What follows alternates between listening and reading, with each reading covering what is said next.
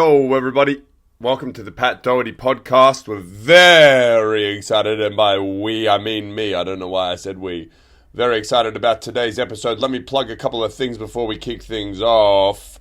I got gigs. You got to come to them. Friday, the 27th of June, I'm opening for the great Billy Darcy at the Comedy Store at the Entertainment Quarter. I'm sorry, I'm fighting back a lot of sneezes right now. I have no idea what's going on. I must be allergic to palpably exciting comedy dates.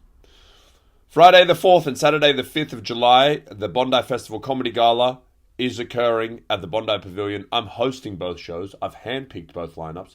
Each evening will be phenomenal. Make sure you get your tickets if you're in the Bondi region. Okay, Friday the 11th of July, I'm down in Hobart with Frenchie. I'm opening for Frenchie down there at the Theatre Royal. I'm very excited to play that theatre. It's absolutely beautiful. I'm sure that show will sell out. However, if you do listen to the podcast and you are from Hobart, try and come along. Would love to meet you. Wednesday, the 23rd of July, I have a show at the Newcastle Comedy Festival. It will be at the Newcastle Comedy Club. I'm not sure yet if I'm going to do my solo show or if I'm going to do a Pat Doherty and Friends, but do stay tuned on socials because I'll let you know what's going on there. That's the plugs. Let's get into the episode. I'm fired up. I hope you are too. Enjoy it.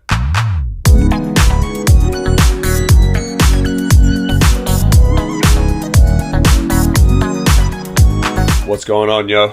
Patty D. And welcome back.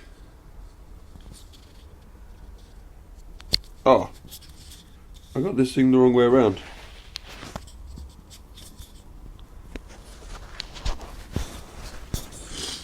Alright.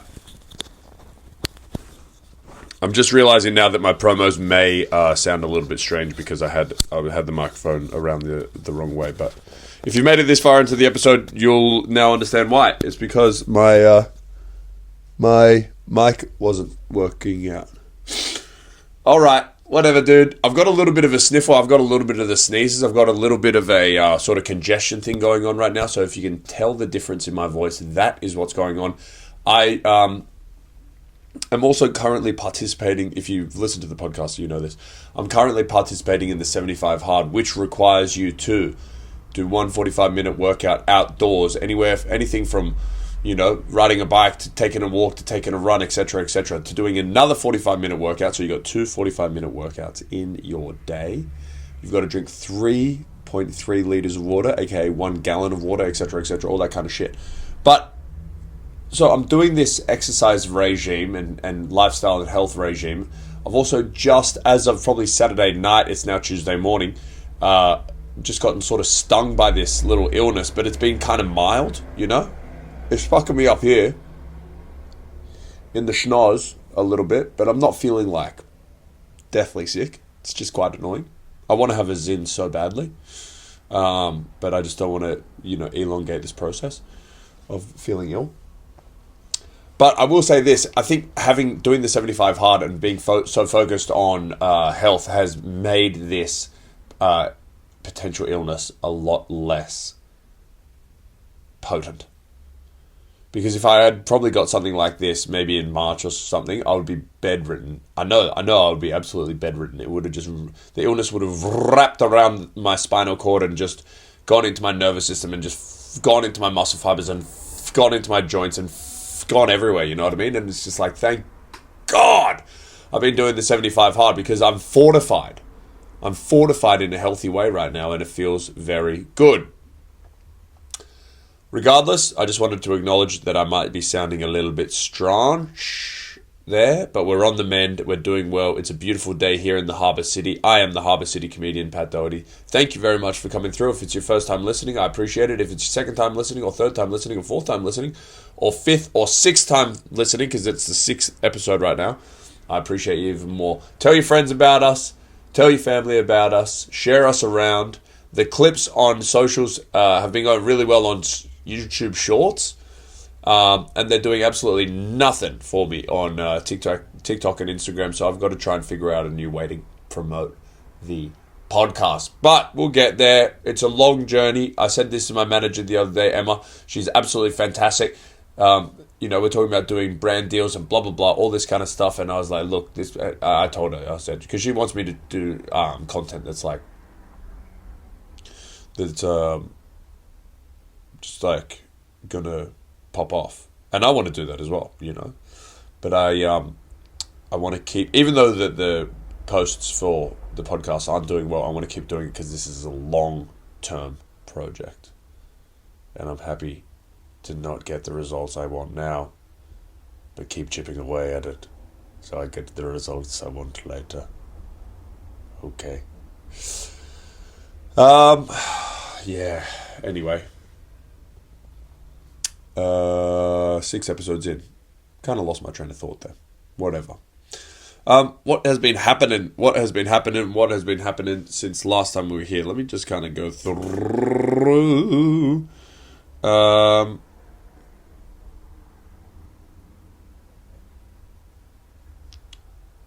25.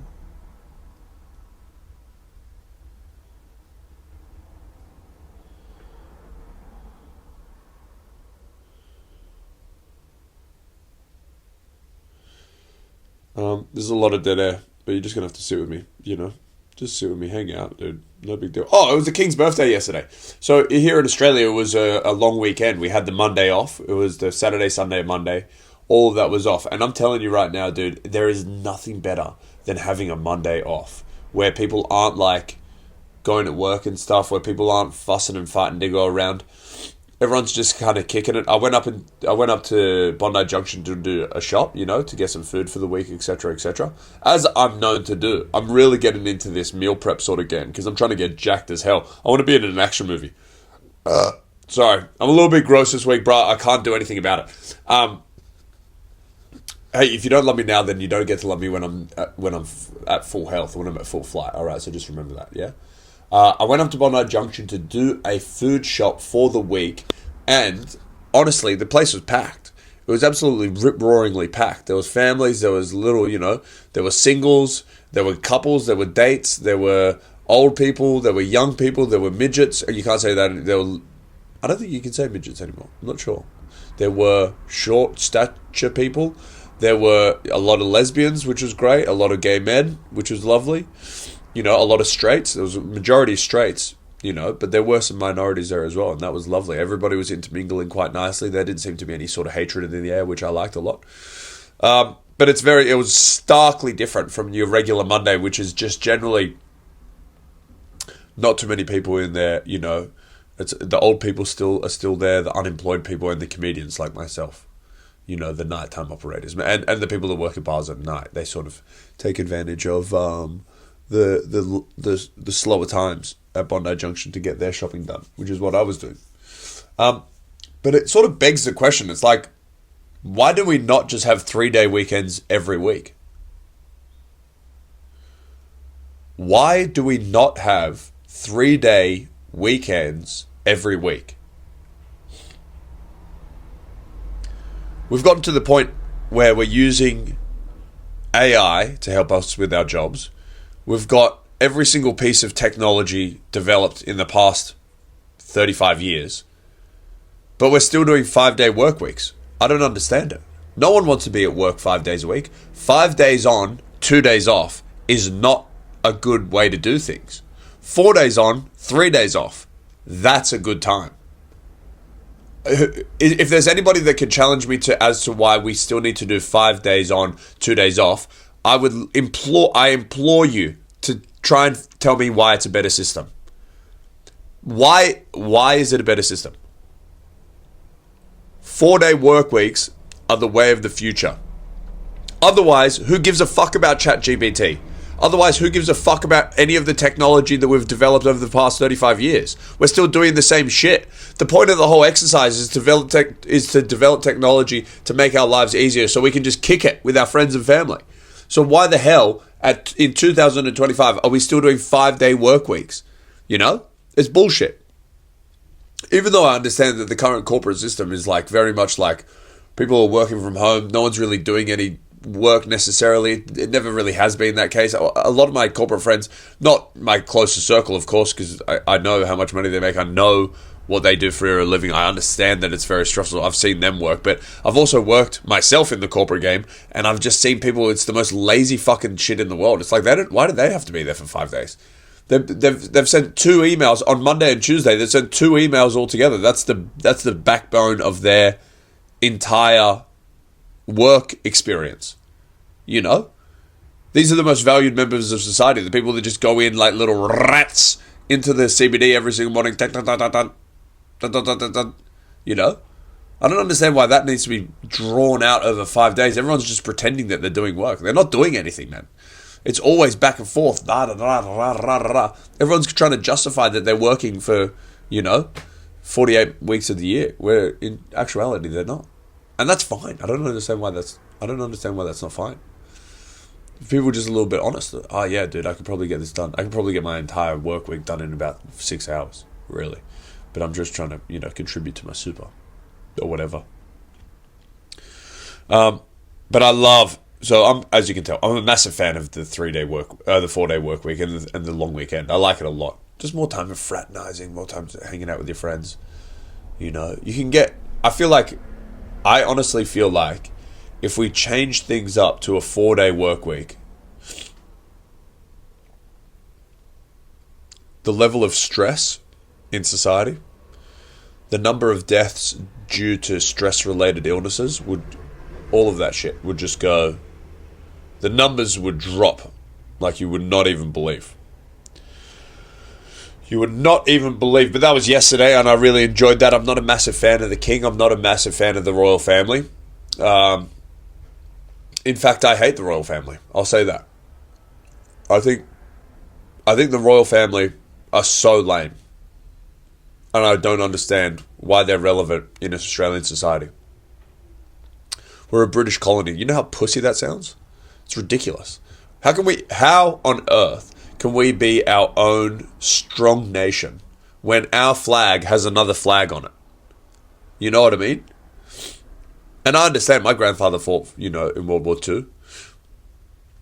And he fought for that flag. But that was probably just the image, available to him at the time. It was the image available to him at the time. What he was really, that sort of encompassed what he was fighting for. What he was fighting for was Australian society. And a society that probably is, it's yearning for a new flag. It's yearning for a new identity. One separate from British colonialism. I think that personally. Plus, mate, these stories of these royals lately, what the hell, It's like Prince Andrew, dude. And in polite society, you bring this kind of shit up and people go like, oh, mate, you can't talk about that. Let's just not. Oh, you're ruining the dinner. Oh, mate, you're ruining the christening. Blah, blah, blah, blah, blah, blah, blah. But it's like Prince Andrew was a bona fide kitty fiddler. He was hanging out with Epstein. It was on the Lolita Express. It was over at Epstein's Island hanging out. He was having 4-day work weeks, and every long weekend he was over in Epstein's Island. And this is the kind of guy that benefits from, taxpayers funding the royal family. That's bananas. Also, fuck the king, dude. I'm pro Diana. I've always been pro Diana. Okay? I am so pro Diana. She was just, what an absolute goddess she was. It's funny that Meghan Markle tried to be like the Princess Diana, the modern times Princess Diana, and everyone was like, no, shut up, you're an idiot. You're an actress and you're a loser. Princess Diana was actually just a boss. Just a straight up boss bitch. And you're a fucking actress and you're a loser. Dumb fuck. Sorry. I'm not sorry, but, But, yeah, Princess Diana, man. Princess Diana was such a monumental figure. In my life, even growing up, I remember 2 things kind of growing up. I remember 9/11 happening because it happened in the morning, and I was like, oh man, what the hell is this shit? I'm just trying to watch Dragon Ball Z because I was watching Cheese TV, and then I kept seeing these, the news of the Twin Towers. And honestly, at the time, I was kind of annoyed about the whole thing because I was a child and I didn't understand the significance of what was happening. So I remember that, and I also remember when Princess Di died. I remember that news as well. And I remember it because I honestly thought my mum was friends with Princess Di. There's a thing in Australian culture, I swear to God, if a woman is, let's say, above 55, if a woman in Australia is above 55, the way that these women spoke about Princess Di, it was like they were best friends. You know, my mum one time was speaking about Princess Di, just like gushing over this woman. Oh, she's so beautiful. She's so stylish. You know, she's such a sweet philanthropist, you know. And I would have been like 5 or whatever. And I was under the assumption that my mum and Princess Di had just gone and got like a cuppa themselves. Years later, I would find out that there was this function, a charity function that my mum bought tickets to, and Princess Di was a speaker at, right? But the way my mum spoke about it, it was like they were catching up like old school friends, you know? But that wasn't uncommon. My mum, her friends, my friends' parents, my friends' mums, they talked about Princess Di like she was the BFF. Dude, if Princess Di had a podcast right now, it would be number 1. It would leave Joe Rogan in the absolute dust. I'm telling you right now, Princess Di has a podcast. Holy hell. That would be a lot of fun, you know? She's just talking about the vaccines the way that Rogan was talking about it, you know? She's like, well, actually, the Johnson & Johnson one has proven to be quite deadly to a number of people. If you've really looked into the facts, you'll understand that Queen Elizabeth has been developing these vaccines for years and using them on children in Africa. And that is also one of the reasons why I chose to leave the royal family, was because of the vaccine development that the royal family, including the Prince of Wales, my former husband, the now King of England,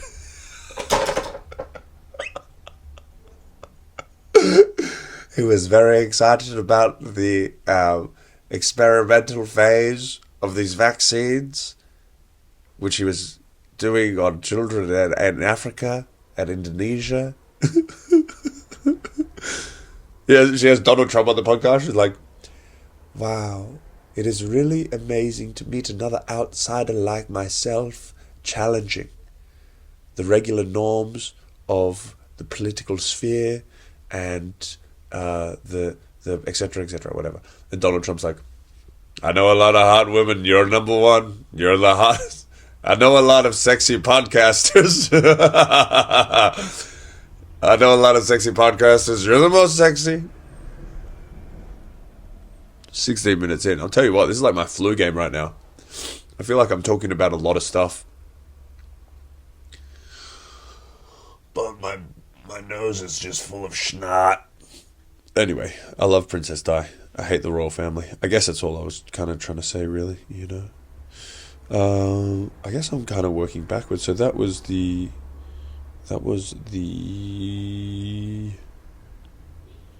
yesterday. That was yesterday. King's birthday. Long weekend. Love that. Sunday. I gotta say, you're just gonna have to forgive me for a second here. I'm gonna have to blow my nose. You know? If I keep dragging on too long, I will cut this, I swear to God. But right now I'm just gonna let it ride.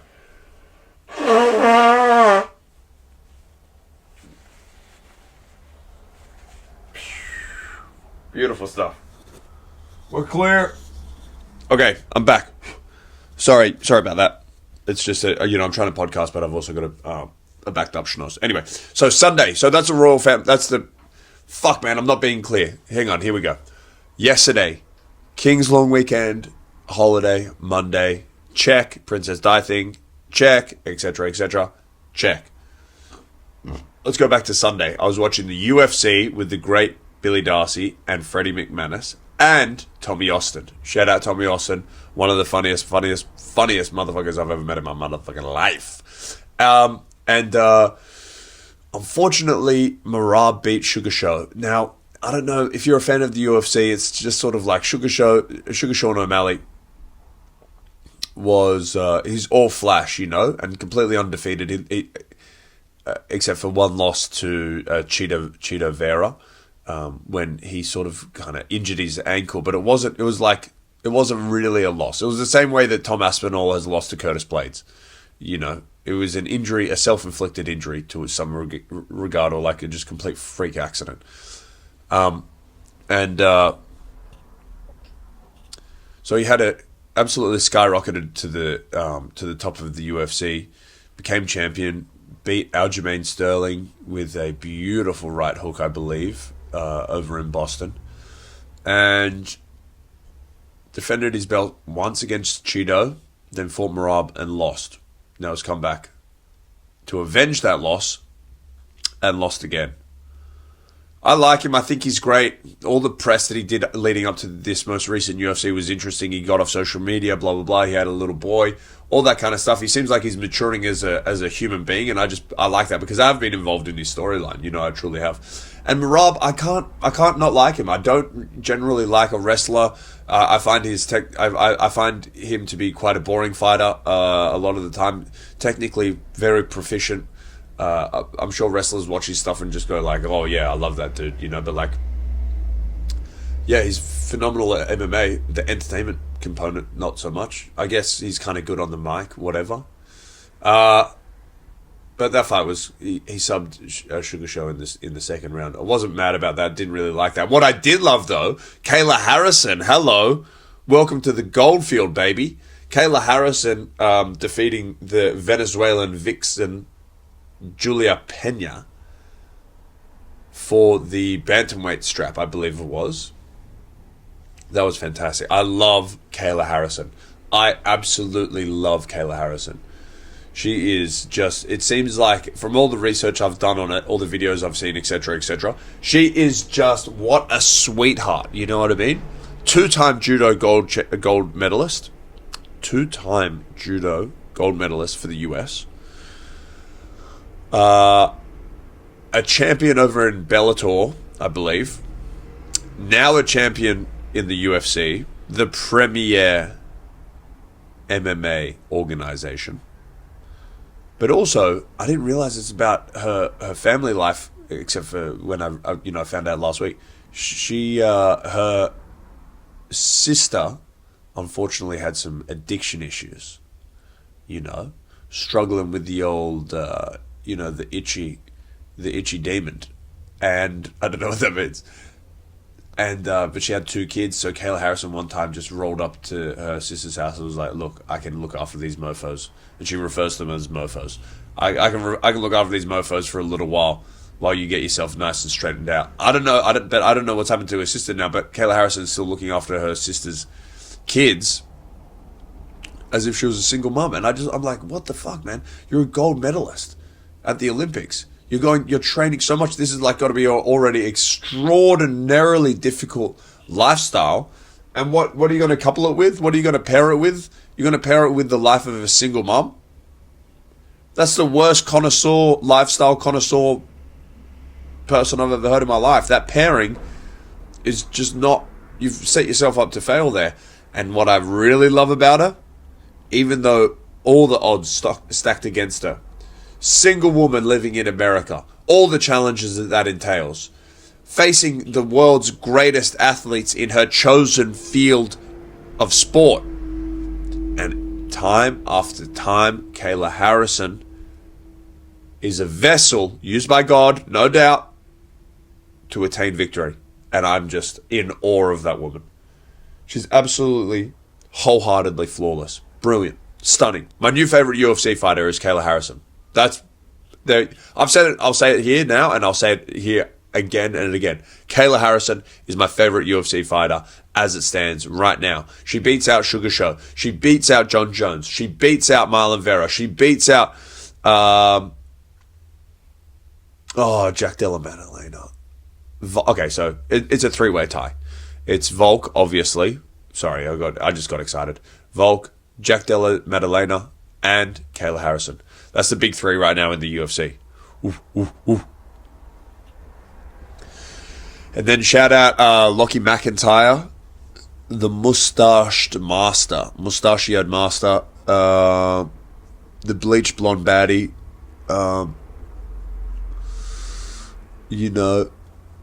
Draco Malfoy, if you wanted to become a DJ. Hook me up. He works over it. So Lockie McIntyre, one of Australia's great influencers at the moment, This guy is just working with everybody. He's working with everybody that I love.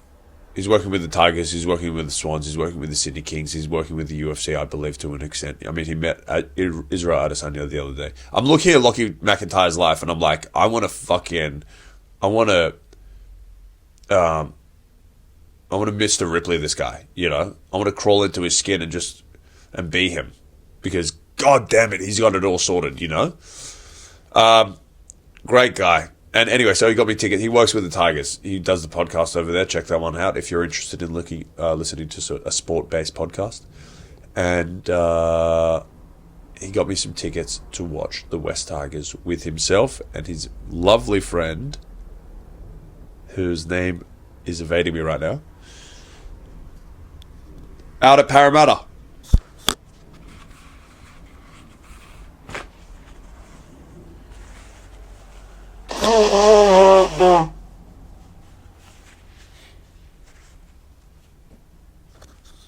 We were playing Penrith.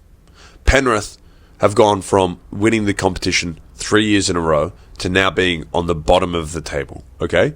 So I was thinking, this is going to be absolutely incredible. I'm going to go out and watch the West Tigers, who have, for the past 2 years, gotten the wooden spoon twice. Both come 16th one year, and then when you couldn't even become any worse, another team was added to the roster, and we came 17th. 17th. Oh, no, we didn't come 17th last year. We didn't come...